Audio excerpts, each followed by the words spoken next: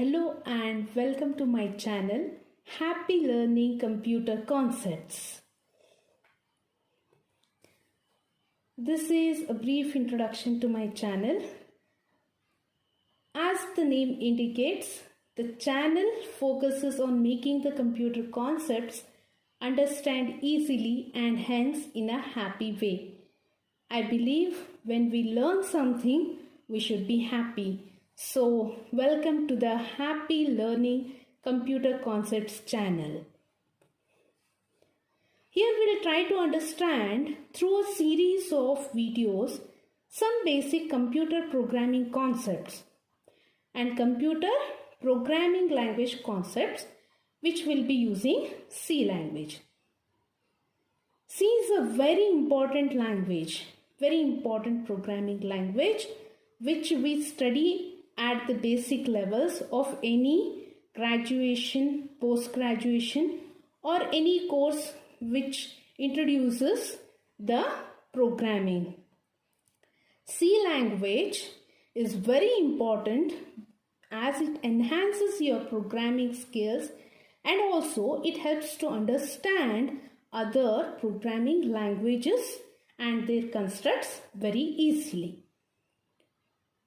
So basically, what is a language? When we talk about language is like a medium which helps us to communicate with one another.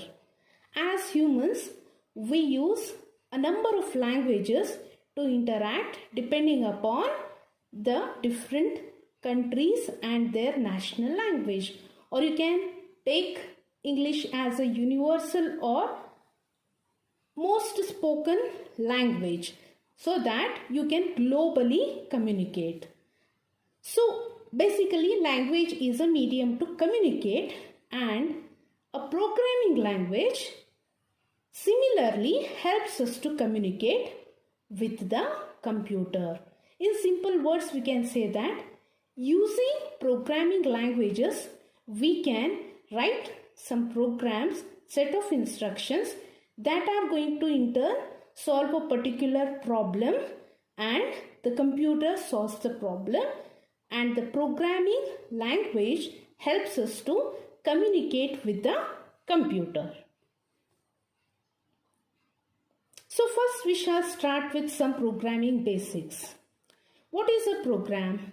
If I want to define a program is a set of instructions which when executed in sequence performs a task.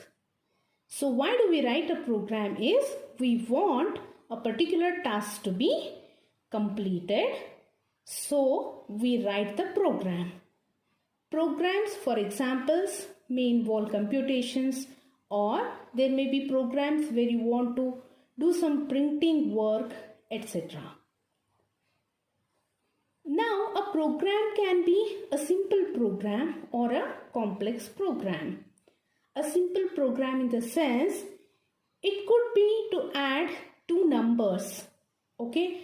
Or a program may be a very complex program where it may involve complex computations or complex decision making. If I consider a simple program, say for example, to add two numbers, the programmer knows that it involves basically three sets of instructions. One set which is going to allow the programmer to read the input. Next, the programmer writes the set of instructions to add the numbers read, and then the last set of instructions are written so that the answer is displayed. That is printing. So this is a simple program and the programmer easily knows what to do. What kind of instruction sets are required. But the other thing that I told, the program may be complex, where it will involve multiple decision making, complex decision making and computations. Then the program has to be understood logically in a better way. So here we are going to make use of some tools which are going to help us to understand the logic of the program, and we can convert this logic of the program later into any programming language program. That is a program with some programming language. You can use any programming language and you can write it. Now, I said we are going to use some tools. So, which are these tools? These programming tools, that is the tools that help us to represent the logic of the program, are algorithms and flowcharts. So, the algorithms and flowcharts help us to represent the logic of the program. And one more feature is these tools are independent of programming language and machine. That means if I am writing an algorithm or a flowchart for one particular problem to be solved. For example, consider addition of two numbers. Now I have written an algorithm. Now my algorithm is going to represent only the logic. So this logic can be converted into a program using any programming language, and also this logic can be implemented on any system depending upon that system and the programming language support. That is, tools, algorithms and flowcharts are completely independent of programming language and machine. Okay, so this is the basic of algorithms and flowcharts. What is algorithm and how they are written? Let us try to understand. Okay, so if I want to define an algorithm, it is a finite set of unambiguous instructions when executed performs a task correctly. Let's try to understand the definition. So it is a finite set. So finite number of sentences or instructions are written. Then unambiguous, that means the result is definite and predictable. So if I am writing an algorithm, I should know that after executing this algorithm, I am going to get this definite and predictable result. So the last part is it has to perform a task correctly. So the purpose of writing a particular algorithm should be served after I execute that algorithm. Okay, in simple words, we can also say that an algorithm is a step-by-step procedure to solve a problem. And how does it look like? It looks like English-like statements. Basically, algorithms are written using English-like statements. Now we have here three important programming logic constructs.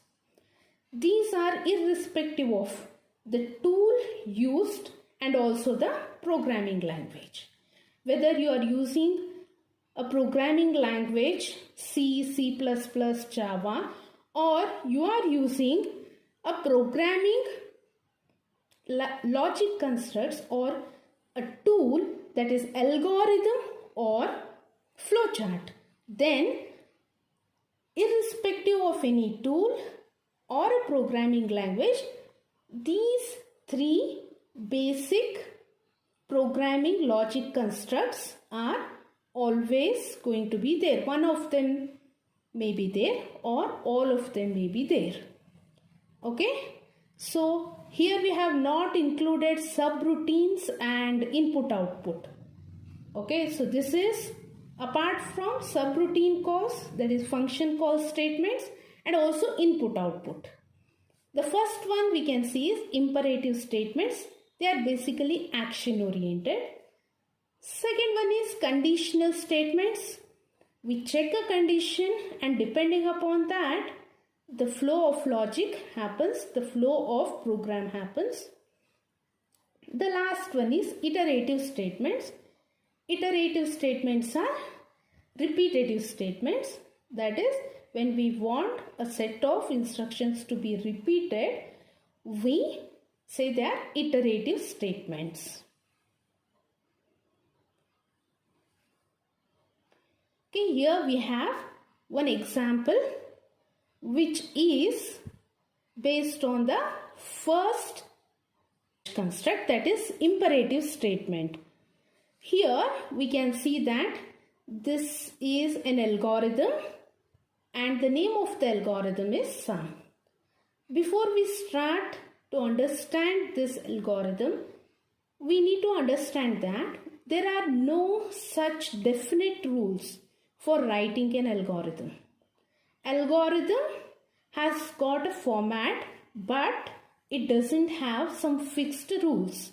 Okay, we'll try to understand the algorithm writing through this simple example. So this algorithm, first it is written algorithm, then we have written the name of the algorithm, that is sum. Then we write the different steps and they are numbered.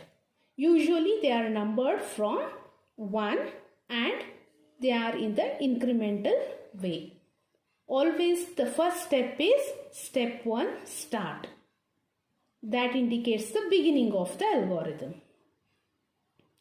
As this program is to find the sum of two numbers, step 2 and step 3 indicate the input of the two numbers. So step 2 is input first number into variable A. Step 3 is input second number into variable B. The next step is to compute the sum. So after we have input the values for A and B, we perform the computation. So this is imperative, it is action. Sum is equal to A plus B. After we compute, what should be done? We have to display the sum. So the step 5 is display sum. The purpose of the program is served. The purpose of the algorithm is served. We have read the numbers, we have computed the sum, and we have displayed the sum. So we come to the end of the algorithm. So step 6 is stop. So this is the end of the algorithm. Start indicates the start of the algorithm and stop indicates the last part of the algorithm.